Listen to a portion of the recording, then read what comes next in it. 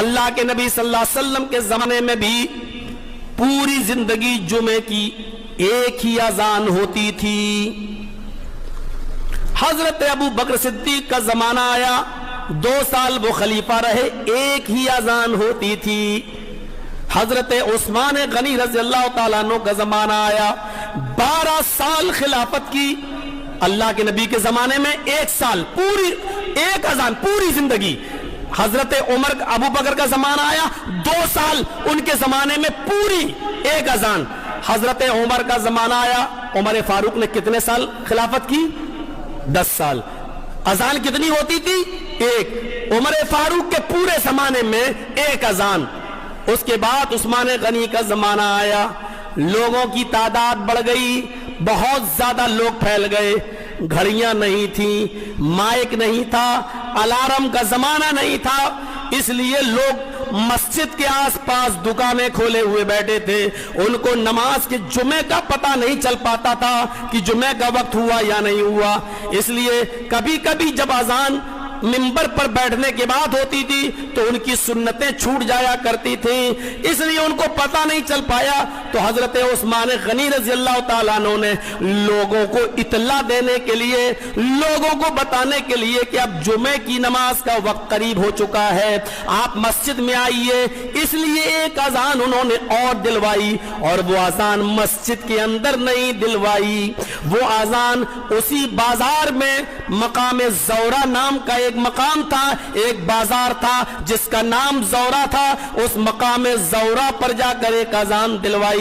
کہا اس اذان کی یہ اطلاع ہے, یہ حقیقت میں اذان نہیں ہے, یہ اطلاع ہے. چونکہ گھنٹی بجانا اسلام میں جائز نہیں, بھوپو بجانا جائز نہیں, ڈھول بجانا جائز نہیں, اس لیے اطلاع دینے کے لیے یہی طریقہ تھا کہ اذان ہی دے دی جائے, اللہ کا نام پکارا جائے. اس لیے حضرت عثمان غنی نے مقام زورہ پر ایک اذان دلوائی.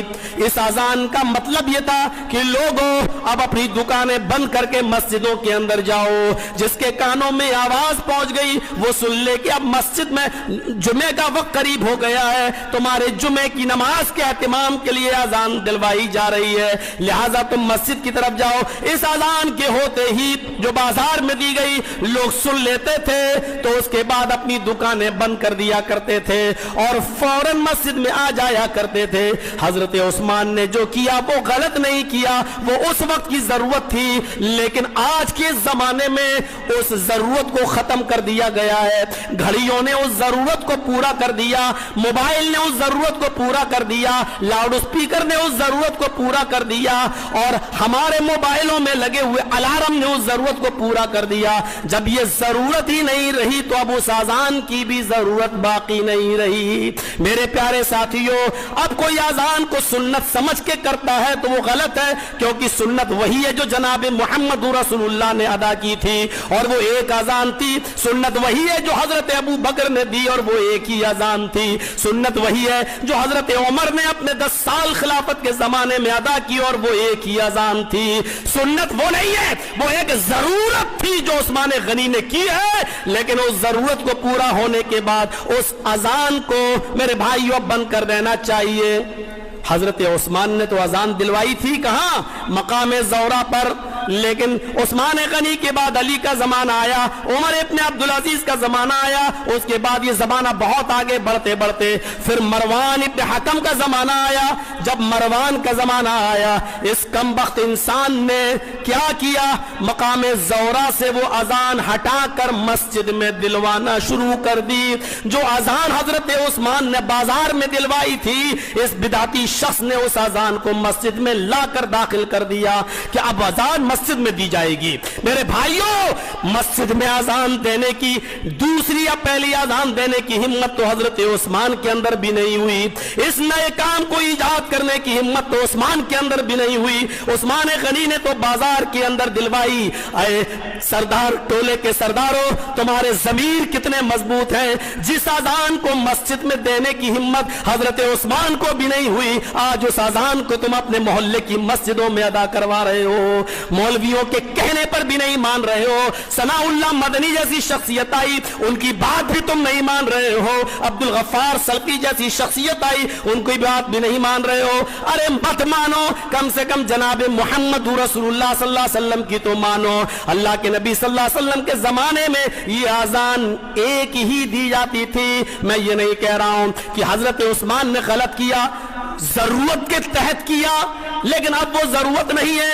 आपको डॉक्टर ने दवा दी, खाइए, बुखार उतर गया, अब आप नहीं खाएंगे। जब जरूरत थी तो आपने खाया, जरूरत के तहत डॉक्टर ने दवा दी, आपको 5 दिन की दवा दी, 3 दिन में आप सही हो गए। अब जरूरत नहीं कि आप खाएं, जरूरत के तहत दी गई, जरूरत पूरी हो गई, खत्म कर लीजिए। अब आप बार बार क्यों जाएंगे और डॉक्टर की दवा सही हो जाने के बाद क्यों खाएंगे? जब वो जरूरत खत्म हो गई तो अब हमें उस आजान को खत्म कर देना चाहिए। यही शरीयत है। आज नहीं मानोगे मेरे भाइयों, कोई बात नहीं, लेकिन जर्जीस का तजर्बा ये बता रहा है 2 साल बाद मानोगे, 4 साल बाद मानोगे, 6 साल बाद मानोगे, 10 साल बाद मानोगे। अगर अपने आप को अहले हदीस कहते हो तो मानना ही पड़ेगा, मानना ही पड़ेगा।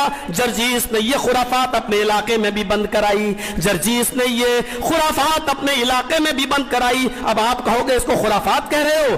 जरूरत के तहत जो चीज ना की जाए वो खुराफात है, वो खुराफात है। जो चीज जितनी जहां खर्च करनी चाहिए वो जरूरत उससे ज्यादा फजूल खर्ची है, फजूल खर्ची है। शादी अगर आपकी 1 लाख रुपए में हो सकती है, अगर आप 5 लाख रुपए खर्च कर रहे हैं तो फजूल खर्ची है। और कुरान में आया है इन्नल मुबज्जिरीना कानू इख्वान शयातीन, फजूल खर्ची करने वाले शैतान के भाई हैं। मेरे भाइयों, जो जरूरत से ज्यादा जो चीज आप खर्च करेंगे वो फजूल खर्ची। जिस चीज की अब जरूरत नहीं है, क्या आपको नहीं मालूम 12:15 बजे अजान होती है, आपके पास घड़ियां नहीं है, आपके पास मोबाइल नहीं है, क्या आपको पता नहीं चलता है? इसके बाद फिर क्यों अजान दी जाती है कि साहब आज भी बहुत से लोगों के पास घड़ी नहीं है, तो ठीक है, फिर जोहर की कैसे पढ़ते हैं, फिर असर की कैसे पढ़ते हैं, फिर सैटरडे और संडे को कैसे पढ़ते हैं? फिर दिलवाइए आप उसमें भी एक और अजान कि अब जोहर का वक्त हो गया है। नहीं, जब आप ऐसा नहीं कर सकते तो ऐसा भी नहीं कर सकते हैं, आपकी दलील नहीं चलेगी।